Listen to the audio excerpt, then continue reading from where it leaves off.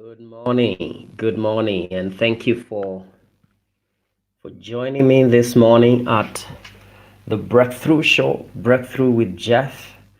Uh, this is a place where we unleash our greatness. And today, if you may allow me, because of interest of time, I'll just go directly to the topic of today. My prayer is that you are doing well. You're focusing on the direction of your dream. And I say that because there are other directions that you can focus on. We are living in times of interruptions, not just of power, but interruptions of focus. What you focus on really will give you the results you're looking for, will take you where you want, and sometimes where you don't want to go.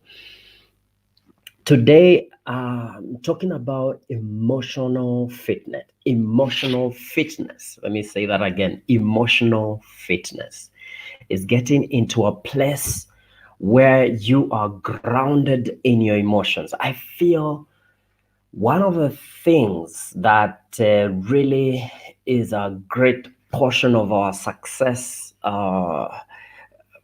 arithmetic is really our emotional grounding, how grounded you are emotionally. And I mean, sometimes we just lose it because of what we are going through, the pressures of life. And so today, let's look at emotional fitness. What does it take to be emotionally fit? I know, we talk about EQ, emotional intelligence, that you're intelligent emotionally. You know the choices to make, you know choices not to make, you know stories to engage, small stories not to engage because you are emotionally mature.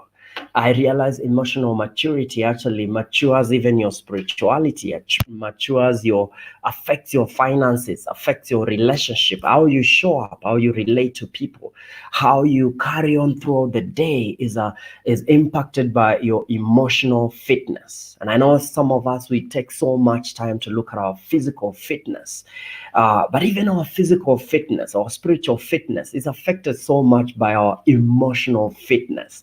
How emotionally fit are you? And so just share some nuggets here that we can use today, tomorrow, every day of our lives to master this key area of our lives, because, hey, this is a key area of our life, emotional fitness. And so the first thing that you want to check is your focus. Even as you begin your day, ask yourself, where is my focus? Because sometimes the distraction is so much, we find ourselves focusing on things that don't matter. And they affect how, we show up emotionally. You go for an interview and your focus is on failing, your focus is on your weakness. And yet at that moment, you can make a decision to focus on something else. You can make a decision to focus on your strength. And so one of the things that you want to master is your focus. Where is your focus right now? Where is my focus right now? Always, if you want to master your emotional, fitness, you want to keep your mind focused on things that help you. Even the Bible tells us, focus on things that are pure. Focus on things, keep your mind on things that can help you. It's a free advice from scripture. Keep your focus on things that can help you, that can push you forward. And I know the temptation is to focus on things that don't help us. Because sometimes they are sweet, sometimes they gossip and other things that are just pure nonsense. We want a bite of nonsense. Let me tell you, if you bite nonsense, you will give birth to nonsense. You take junk in, junk out. There's some of these things that look small, but then they impact us. Because can you imagine just putting a tiny little poison into your water? What will happen? You just say, this is tiny, it's just a drop. What will happen is it will kill you dead. Oh, okay, pure English. It will kill you. So don't just say, this is just small poison. It will not affect me, And I know with our phones, you see, so you're just scrolling and we have these habits of focus. Just before we sleep, or the first thing you wake up in the morning and you're scrolling your phone and you're going, okay, what is happening here and there? And there's no direction. There's no mastery of what is it that you're looking for. And so you want to master your focus. Keep your focus on things that help you. Don't look, knock and the door shall open. If you're looking for nothing, you'll find nothing. What are you doing? I don't know, nothing. Look for things that focus on things that propel you forward to your destiny. This is your life. I repeat this. I say this more than it's required. I don't know by who, but this is your life. Focus on things that help you. There's so much distractions from family members, from the little man, from the small man, from the negative people. There's so much distraction. If you don't declare your focus, if you're not intentional on your focus, you will be torn apart by all these distractions. Focus are calling, but also destiny is calling. Your destiny is calling you. There's so much to focus in terms of your destiny, in terms of your potential, in terms of your strength. And if people call you to your weakness, don't answer the call. Don't answer that call. We're too kind sometimes. I realize we are too kind as human beings. Someone just calls you to your weakness. Someone calls you to your death, and you're answering the call. Hey, wake up. Focus on things that propel you. Let that call go to missed call. It's not helping you. Move forward. Move on. Moving on to the next point. Moving on to the next point. Number 2, get obsessed. Get obsessed with what you want, not what you don't want. Let me repeat that again. That's a very special point for me. Get obsessed with what you want, not what you don't want. Now, this is the prayers we make. This is the intentions we start our day with.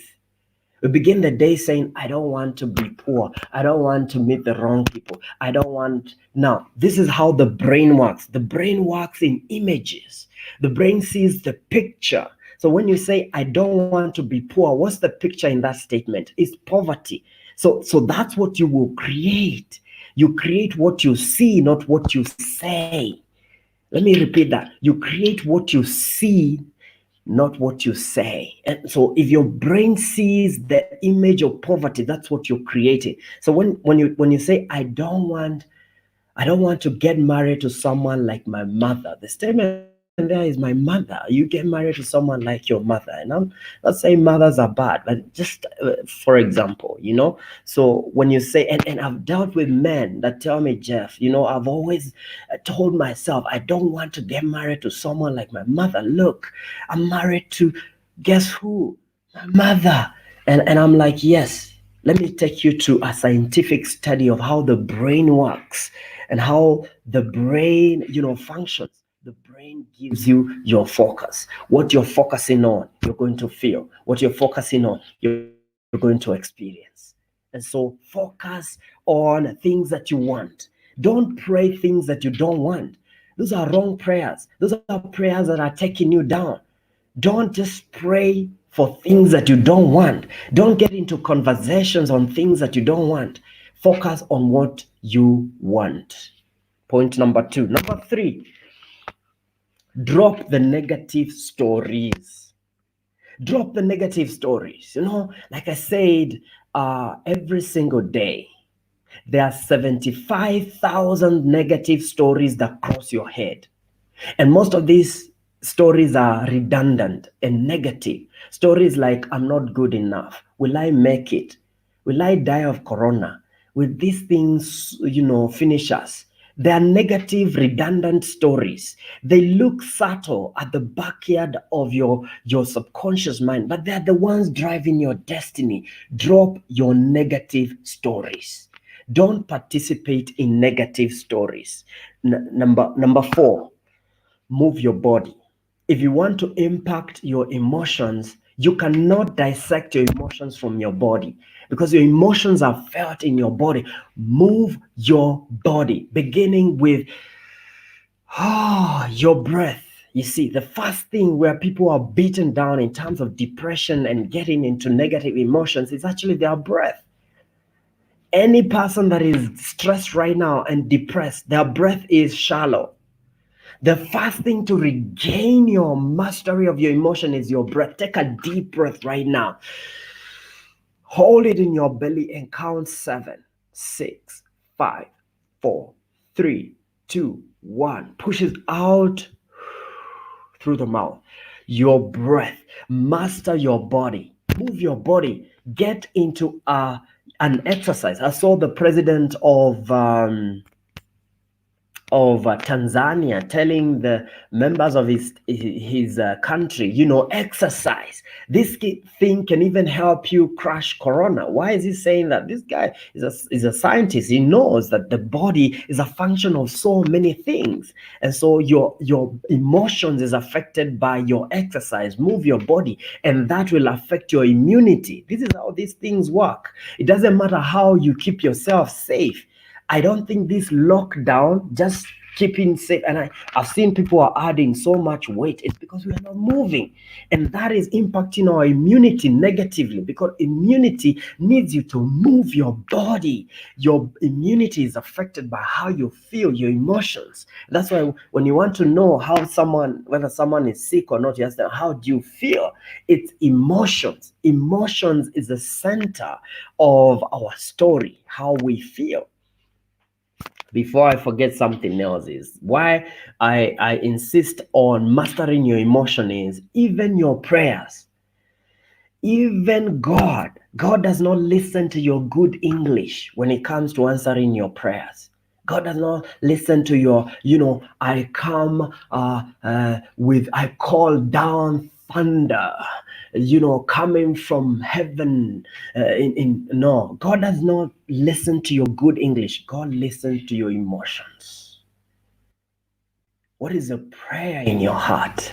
God is listening to your emotions. God answers the prayer, the language of emotions. God listens to the language of emotions. He doesn't listen to your good English. If your emotions, you're feeling hatred in your heart, the emotion of hatred, and then you're speaking sweet English, it doesn't make sense to heaven. God listens to the language of your emotions, how you're feeling. So if you want to manifest joy, if you want God to bring joy, bring that joy in your heart. Lastly, talk to yourself. Now, this is not craziness. Speak to yourself. Speak life to yourself. Don't let just people talk to you. Speak to yourself. Tell yourself, Jeff, we're going to crush it. Sometimes I talk to myself, say, hey, guy, we're going to crush it. We're going hard. We are going hard. I talk like I'm talking to my boy because, hey, I am my first boy. And if I don't got me, nobody got me. Have to get me fast. Talk to yourself. Whisper words of wisdom. Advise yourself, coach yourself, speak to yourself, minister to yourself. Don't wait for someone to minister to you. Don't wait for someone to coach you. Coach yourself, speak to yourself. Now, now we always speak to ourselves, but most of the time we speak to ourselves negatively. Talk life to yourself. Talk destiny to yourself. Tell yourself, even though I feel that life things are going so bad, I totally love and appreciate myself. I appreciate you, man. You've stood the test of time. I appreciate you. Don't wait for compliments from people. Talk to yourself and talk high. Elevate yourself. Talk an elevated talk to yourself. Don't talk down, on yourself. And finally, another list, remember who you are. These elements elevate your emotions. When you remember you are a child of God, born of His Spirit, just feel good about yourself. Thank you so much. Stay blessed. I have to prepare for my next session. It's just 2 minutes away. Thank you so much. Stay grounded and stay firm. Stay fit in your emotions. Take care. Stay blessed.